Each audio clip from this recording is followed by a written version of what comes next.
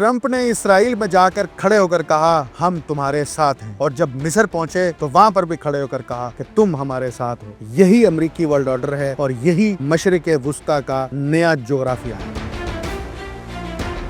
असल सवाल ये है कि ये ममालिक वाकई आज़ादी के ज़ामिन हैं या फिर इस्तेमारी निज़ाम के मुआफिस। मिस्र में होने वाली इस अमन कॉन्फ्रेंस को हमें 3 तनाजुर में देखना होगा: अमेरिकी वर्ल्ड ऑर्डर, अरब रियासतों की रजामंदी और इसराइल को मुकम्मल तहफ़्फ़ुज़ फराहम करना होगा। ट्रंप वही शख्स है ना जिसने बैतुल मक़दस को इसराइल का दारुल हुकूमत तस्लीम किया था, गोलान की पहाड़ियों पर इसराइली कब्जे को जायज़ करार दिया था और डील ऑफ द सेंचुरी के नाम पर फ़लस्तीन की रियासत को हमेशा के लिए ख़त्म कर दिया।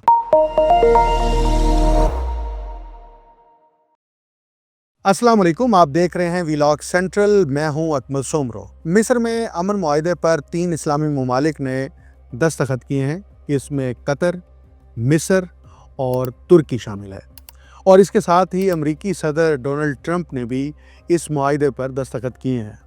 बैनुल-अक़वामी मीडिया इसको बार बार तकरार के साथ मुआहदा कहकर पेश कर रहा है, लेकिन मुआहदा हमेशा 2 फ़रीक़ैन के दरमियान होता है, और जो मुतासरीन हैं या मुतासरा फ़रीक़ैन हैं वो इस मुआहदे में शामिल ही नहीं हैं। और ये कितनी हैरानकुन बात है कि ना तो हमास इस अमन मुआहदे की तकरीब में मौजूद थी और ना ही इसराइल का कोई ऑफिशियल नुमाइंदा इस मुआहदे के दौरान मौजूद था।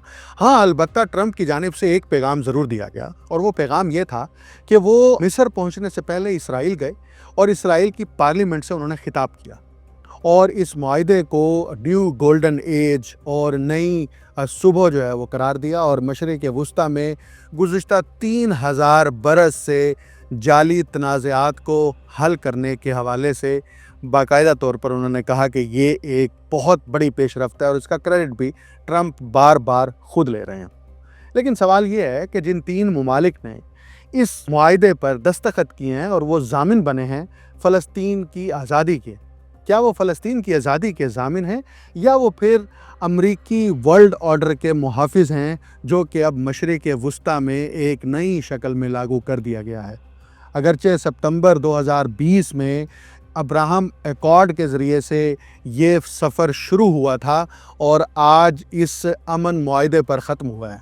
मैं इसको अमन मुआहदा करार नहीं दे रहा, बल्कि मैं समझता हूँ ये एक एलामिया है, और ये एलामिया ट्रंप की ख्वाहिश पर जारी किया गया है, क्योंकि ट्रंप इस वक्त बैनुल-अक़वामी तौर पर ख़ुद को एक ऐसी शख्सियत के तौर पर मुतारिफ़ कराने की कोशिश कर रहे हैं कि वो दुनिया में अमन के दाई हैं। अगर अमेरिकी सदर या ख़ुद अमेरिका दुनिया में अमन का दाई है तो 2 बरस तक गज़ा के अंदर जारी रहने वाली इस जंग के दौरान आपको मालूम है अमेरिका ने क्या किया है? अमेरिका ने कमोबेश 19 अरब डॉलर की मुआशी इमदाद जो है वो इसराइल को फराहम की। सिर्फ यही नहीं, बल्कि JF-35 जो लड़ाका तैयारे हैं वो फराहम किए। 57,000 से ज़ायद बम, शेल, बारूद जो है वो फराहम किया गया कि वो गज़ा की मासूम आबादी पर बरसाया जाए। और वो शख्स बार बार ये कहता है कि मैं अमन का दाई हूँ और मैं दुनिया में जंग रुकवाने का माहिर हूँ।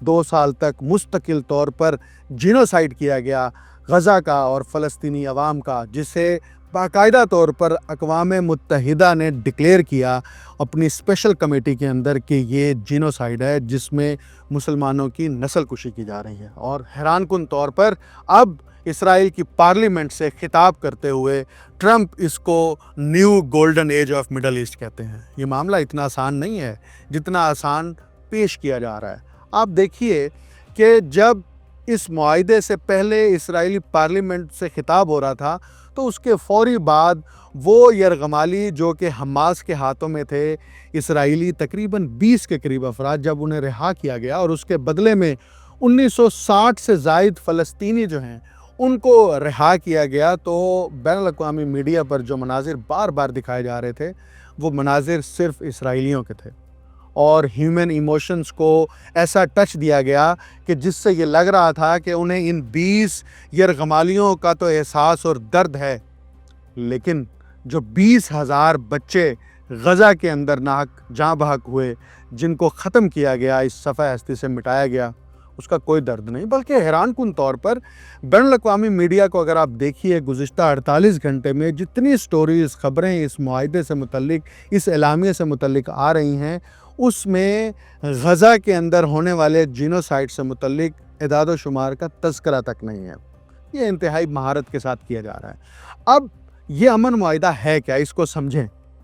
2005 میں پہلی دفعہ جب کنڈولیزا رائس جو کہ امریکی بہت اعلیٰ عہدیدار تھیں، اس کے دور میں گریٹر اسرائیل کا جو پروجیکٹ ہے وہ پبلک سرفس پہ آنا شروع ہوا، اور میں یہ سمجھتا ہوں کہ ابراہم ایکارڈ اس پروجیکٹ کا آغاز تھا، جس میں سب سے پہلے معاون طور پر بحرین اور پھر متحدہ عرب امارات نے باقاعدہ طور پر دستخط کیے، ٹرمپ نے بھی اس پر دستخط کیے، اسرائیلی وزیر اعظم بنجامن نیتن یاہو نے بھی اس پر دستخط کیے۔ وہ ایک آغاز تھا مشرق وسطیٰ میں اسرائیل کی بالادستی کو قائم کرنے کے لیے، کیونکہ ان دو مسلم ممالک نے باقاعدہ طور پر دستخط کر کے یہ میسج دیا تھا کہ اب ابراہم ایکارڈ کے تحت جو دنیا کے 3 بڑے مذاہب ہیں، یعنی اسلام، یہودیت اور نصرانیت، یہ اکٹھے مل کر چلیں گے۔ اور مشرق وسطیٰ کے اس مسئلے کو حل کرنے کے لیے ٹرمپ نے انتہائی چالاکی سے ایسی چال چلی ہے کہ جس میں 3 اسلامی ممالک قطر، مصر اور ترکی کو شامل کر کے ایک عرب فیس پیدا کیا گیا ہے، یعنی ایسا عرب فیس کہ فلسطین کے مسئلے پر، اسرائیل کے تنازع پر امریکہ نے مسلمان ممالک کو آن بورڈ رکھا ہے، اور اس میں تو پاکستان بھی شامل تھا۔ ابھی میں اس کی طرف نہیں آتا، لیکن حیران کن طور پر بات یہ ہے کہ اس 2 سالہ جنگ کے دوران جو یک طرفہ جنگ تھی، جس میں مستقل طور پر اسرائیل کی جانب سے بمباری کی جا رہی تھی، وہ ہاسپٹل ہوں، وہ سکول ہوں، وہ کوئی بھی فلاحی ادارہ ہو، وہ گھر ہوں، ساری سویلین آبادی کے اوپر بمباری کر کے غزہ کا ایک بہت بڑا علاقہ جو ہے وہ ملیا میٹ کر دیا گیا ہے۔ اب اس کی ریکنسٹرکشن کے نام کے اوپر سارا کچھ ہوگا، لیکن مسلمان ملکوں نے جو بھیانک کردار ادا کیا ہے اس کی تو رپورٹ کل ہی ICIJ یعنی international consortium of investigative journalist کی جانب سے جاری کی گئی، جس میں یہ کہا گیا کہ خفیہ طور پر اس جنگ کے دوران 6 خلیجی ریاستوں نے اسرائیل کے ساتھ اپنے تعلقات کو بڑھایا۔ کس لیے بڑھایا؟ کہ فلسطین کے اندر اور غزہ کے اندر ایسا انٹیلیجنس نیٹ ورک تشکیل دیا جائے گا جس کا بنیادی ہدف یہ ہوگا کہ حماس کو توڑا جائے، اس کو کمزور کیا جائے اور اسرائیل کی معاونت کی جائے۔ یہ رپورٹ واشنگٹن پوسٹ نے بھی شائع کی ہے۔ ان میں سے جو 6 ممالک ہیں، میں ان کے اگر نام آپ کو بتا دوں، اس میں ایک بحرین ہے، وہی بحرین جس نے ابراہم ایکارڈ کے اوپر دستخط کیے۔ اس میں مصر ہے، جس کی دعوت پر یہ امن سمٹ جو ہے اس کو کال کیا گیا تھا۔ اس میں سعودی عرب بھی ہے اور اردن بھی ہے، جو اردن کا بادشاہ بار بار جو خود کو ہاشمی خاندان سے وابستہ قرار دیتا ہے، وہ بھی اس خفیہ ڈیلز کے اندر اور روابط کے اندر یہ ملک بھی شامل ہے۔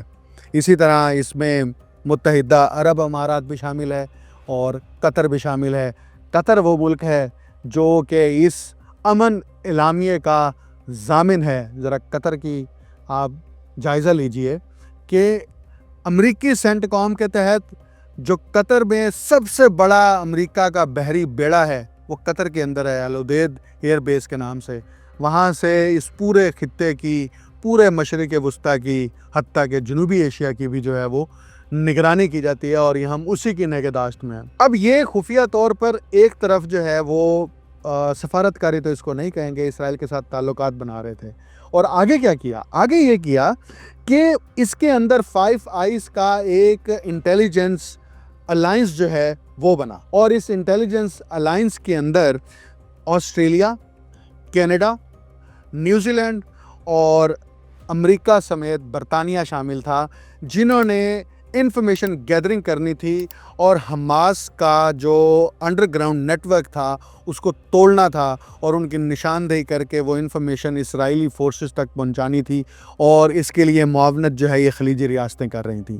آپ ان ریاستوں کا یہ بھیانک رول دیکھ لیں۔ یہ امن معاہدہ جو امن کا اعلامیہ ہوا، یہ اس کے پس پردہ جو کچھ ہوتا رہا، میں آپ کو وہ بتا رہا ہوں۔ یہ سب کچھ اب سرفس پہ آ گیا۔ اب آپ دیکھیے ابراہم ایکارڈ جو ہے ग्रेटर इसराइल की सॉफ्ट शक्ल थी, क्योंकि ग्रेटर इसराइल के नारे के ऊपर बेशुमार किताबें आईं, रिसर्च आर्टिकल्स आए, कॉन्फ्रेंसेस आईं कि ग्रेटर इसराइल के ज़रिए से मशरिक़ वस्ती के अंदर एक यहूदी स्टेट को जो है उसकी एक्सपेंशन की जाएगी, और उसकी एक्सपेंशन शाम तक, उर्दन तक और वहाँ तक होगी, जिसकी पहली झलक हमने अरब स्प्रिंग के अंदर देखी। और जिन अरब स्प्रिंग के अंदर जिन ममालिक में तब्दीली की लहर पैदा की गई, आर्टिफिशियल तब्दीली की, उसमें ट्यूनिस, मिस्र, लिबिया, यमन, बहरीन, शाम, मोरक्को और उर्दन शामिल है। यहाँ पर एक नई कौम परस्ती की बुनियाद पर, एक मॉडर्न सिस्टम की बुनियाद पर यहाँ पे लोगों को मोबिलाइज करने की कोशिश की गई, और उसमें ये कहा गया कि उस वक्त ट्विटर ने और सोशल मीडिया ने बड़ा रोल प्ले किया। ये क्यों हो रहा है? ये मशरिक़ वस्ती में सब कुछ ये क्यों हो रहा है? ये सब कुछ इंजीनियर्ड है, प्लान्ड है, और इस प्लानिंग के पीछे मुस्लिम ममालिक जो हैं वो सहूलतकार हैं। वो अमेरिका के सहूलतकार हैं। मिस्र क्यों सहूलतकार है? मिस्र इसलिए सहूलतकार है कि जो इस वक्त मिस्र के सदर हैं अल-सीसी, बुनियादी तौर पर ये फ़ौजी हैं, और मिस्र के अंदर फ़ौजी आमरीत पर मबनी हुकूमत को अमेरिका बराह रास्त तहफ़्फ़ुज़ फराहम कर रहा है, और अल-सीसी को सालाना अमेरिका की जानिब से 1 अरब 20 करोड़ डॉलर की इमदाद मुहैया की जाती है। और मिस्र जो है इस वक्त इसराइल के लिए ख़ास तौर पर, आप यूँ समझिए कि उसकी सिक्योरिटी को मजबूत बनाने में किरदार अदा कर रहा है। ये रफ़ा बॉर्डर जो है इसको बंद रखा गया, और गज़ा के एक बंदे को भी मिस्र में दाखिल होने की इजाज़त नहीं दी गई। आगे समंदर है, मेडिटेरियन सी, जिसको बहर रूम कहते हैं। इसकी भी बड़ी दिलचस्प कहानी है। ये तनाज़ा तो बेसिकली 2020 में बड़ी तेज़ी से फैला, और इसकी बुनियाद 2017 में उस वक्त रखी गई जब ये मालूम हुआ कि यहाँ पर गैस के बहुत बड़े ज़खायर मौजूद हैं। यानी जहाँ पर अगर आप मैप पर देखें, दुनिया के मैप पर, जो गज़ा की पट्टी है जिसको गज़ा स्ट्रिप कहते हैं, उसके आगे बहरा रूम है, और उसके तकरीबन 30 किलोमीटर की ये पट्टी बनती है जहाँ पर गैस के ज़खायर दरियाफ़्त हुए। और इन गैस के ज़खायर का जो हुजम बताया जा रहा है वो 1 खरब मकब फुट है, और इसकी जो मालियत है वो 19 अरब डॉलर से भी ज़्यादा बताई जा रही है। इसके लिए बाकायदा तौर पर इसराइल ने, मिस्र ने और यूरोपीय यूनियन ने मुआहिदा किया। क्या मुआहिदा किया? कि यहाँ से गैस जो है वो यूरोप मुंतकिल की जाएगी। अब जब ये मुआहिदा हो गया तो इस मुआहिदे के अंदर ना तो फ़लस्तीन को शामिल किया गया, ना गज़ा को शामिल किया गया, और ये बैनुल-अक़वामी क़वानीन की खिलाफ वर्जी है कि एक मुल्क की हदूद के अंदर से आप एक नेचुरल रिसोर्सेज जो है वो दरियाफ़्त करते हैं, और उन नेचुरल रिसोर्सेज का फ़ायदा और उससे हासिल होने वाली आमदन जो है उस खित्ते पर खर्च ही ना करें। ये तनाज़ा क्यों खड़ा हुआ था कि जब रूस ने यूक्रेन पर हमला किया तो यूरोपीय यूनियन ने रूस से गैस की खरीदारी बंद कर दी, और उनको अल्टरनेट प्लेटफॉर्म के तौर पर उनको नज़र आया ये गज़ा की पट्टी के आगे बहरा रूम से जो 30 किलोमीटर की पट्टी पर गैस के ज़खायर हैं उसके ज़रिए से। और इस गैस के ज़खायर को दरियाफ्त करने के बाद पाइपलाइन बिछा के इसको यूरोप के ममालिक तक पहुँचाने का जो ठेका है वो भी अमरीकी कंपनी शेवरन को दिया गया, और वो जो है वो इसकी खोज लगा के वो सारा कुछ करेगा। तो ये मामला सिर्फ इसराइल की, महज इसराइल की हेजमनी का नहीं है, बल्कि इस खित्ते के वो नेचुरल रिसोर्सेज जिस पर यूरोपीय यूनियन की नज़रें हैं वो भी शामिल है। और आप देखिए कि ये कैसा मुआहिदा है जिस मुआहिदे के अंदर जो है, बल्कि आप एलामिया पढ़ें ना, जो एलामिया जारी किया गया, जिसको पढ़ के भी बताया गया और प्रेस रिलीज़ की सूरत में भी जारी हुआ, उसमें कहीं ट्रंप ने ये नहीं कहा कि जनाबे वाला हम फ़लस्तीन को रियासत के तौर पर तस्लीम करने जा रहे हैं। ये मिस्र, तुर्की और कतर ने जो इस मुआहिदे के ऊपर और इस एलामिया के ऊपर दस्तखत किए हैं, इन्होंने फ़लस्तीन की आज़ादी पर और फ़लस्तीन को मुस्तक़बिल में 2 रियासती हल के तौर पर आज़ादाना रियासत तस्लीम करने के पूरे प्लान के ऊपर छुरा घोंपा है। और ये वो छुरा है जिससे टपकने वाला जो खून है वो कई दहाइयों तक जारी रहेगा, और इसके ज़िम्मेदार और कसूरवार बराह रास्त 3 ममालिक होंगे। आप देखिए तुर्की क्या है? एक ऐसा इस्लाम पसंद मुल्क है जो नेटो का इत्तेहादी है, और नेटो के बगैर उसकी सर्वाइवल नहीं है। और नेटो का इत्तेहादी क्यों है? क्योंकि वो खुद को यूरोप के अंदर रखना चाहता है। जब तुर्की खुद को यूरोप के अंदर रखना चाहता है और उसकी ये मजबूरी है, तो मुझे बताएं, इसराइल के ख़िलाफ़ बयानात जारी करने से आप इसराइल के मंसूबों को और उसकी इस मिडल ईस्ट के अंदर पॉलिसी को ख़त्म कर लेंगे? नहीं, ऐसा नहीं है। بلکہ وہ نیٹو کے ممالک انہوں نے بھی اس 2 سال کے عرصے کے دوران مستقل طور پر فوجی مدد اسرائیل کو فراہم کی۔ یہ جو غزہ کی پٹی آپ کو اس وقت ملیہ میٹ نظر آ رہی ہے نا، اس پر بین الاقوامی طاقتوں کے جرائم ہیں اور ان کی جو بربریت ہے اس کے نشان ہیں اس کے اوپر۔ آپ دیکھیں آگے چل کے کیا ہوتا ہے کہ آپ غزہ کا جو امن معاہدہ، جس کو میں امن معاہدہ صرف اس لیے کہہ رہا ہوں کیونکہ اب 2 دن سے امن معاہدہ چل رہا ہے یہ اعلامیہ، کیونکہ اس معاہدے پر نہ تو حماس کے دستخط ہے اور نہ اسرائیل کے دستخط ہے۔ اسرائیل نے اس لیے اس پر دستخط نہیں کیے کہ اگر وہ دستخط کرے گا تو وہ اس معاہدے کو ماننے کا پابند ہوگا۔ ویسے اسرائیل بین الاقوامی قوانین کو نہیں مانتا، کسی بھی سطح پر نہیں مانتا، نہ انٹرنیشنل کورٹ آف جسٹس کو مانتا ہے، نہ وہ اقوام متحدہ کو مانتا ہے، کسی بھی ایسے قانون اور ضابطے کو نہیں مانتا جو اس کو اس بات کا پابند بنائے کہ وہ فلسطین پر یا غزہ کے اوپر چڑھائی مت کرے۔ اور آپ دیکھیں کہ حماس جس کو زبردستی اس پورے پروسیس سے باہر رکھا گیا اور امن کے نام پر رکھا گیا، اب یہ امن تھا یا مشرق وسطیٰ کے اندر اسرائیل کی بالادستی، یہ تو پاکستان کے دانشوروں کو بھی واضح ہو جائے گا اور پاکستان کی حکومت کو بھی واضح ہو جائے گا۔ اور پاکستان کی حکومت کا اس پورے عرصے کے دوران کیا کردار رہا ہے یہ تاریخ میں ہمیشہ کے لیے محفوظ ہو گیا ہے۔ اب یہ تاریخ بدل نہیں سکتی، تبدیل نہیں ہو سکتی۔ ہاں ایک بات میں ضرور بتا دوں کہ مشرق وسطیٰ کے اندر کھیلی جانے والا یہ کھیل جو ہے یہ اتنا آسانی سے ختم نہیں ہوگا۔ اگر فلسطین کی ریاست بنانی ہے یا ریاست نہیں بنانی، دونوں صورتوں کے اندر فلسطین کی حق خود ارادیت کو تسلیم کرنا پڑے گا اور ان کو سوورن اسٹیٹ بنانا پڑے گا۔ اور فلسطین اگر سوورن ریاست نہیں بنتی اور اسرائیل کی ایکسپینشن گریٹر اسرائیل پروجیکٹ کے تحت کی جاتی ہے تو کبھی بھی یہ جنگ ختم نہیں ہوگی۔ اس کا حل صرف یہی ہے کہ جو بارڈرز بن گئے ہیں، جہاں تک جو کچھ ہو چکا ہے اس کو وہیں پر بند کر دیا جائے، ختم کر دیا جائے۔ اگر ایسا نہ کیا گیا، جو کہ مجھے یہ لگتا ہے نہیں کیا جائے گا، کیونکہ امریکی کانگریس، وائٹ ہاؤس، پینٹاگون، اس کی پوری کے پورے ہاتھ جو ہیں وہ اسرائیل کے سر کے اوپر ہیں۔ اور آپ دیکھیے کل اسرائیل کی پارلیمنٹ میں جب ٹرمپ خطاب کر رہے تھے تو وہاں پر ایک پارلیمنٹیرین نے باقاعدہ طور پر پلے کارڈ اٹھا کے یوں کہا، فلسطین کو ریاست تسلیم کرو۔ اگلے 2 منٹ بعد پارلیمنٹ کی سیکورٹی نے اس کو اٹھا کے باہر پھینک دیا۔ اور پاکستان کی تاریخ میں بھی پہلی دفعہ ایسا ہوا کہ تقریباً 30 سے زائد ٹی وی چینلز نے اسرائیل کی پارلیمنٹ کی پوری کارروائی براہ راست نشر کی۔ اسرائیلی وزیر اعظم ہوں یا ٹرمپ ہوں، ان کی تقریریں یہاں پر نشر کی گئیں۔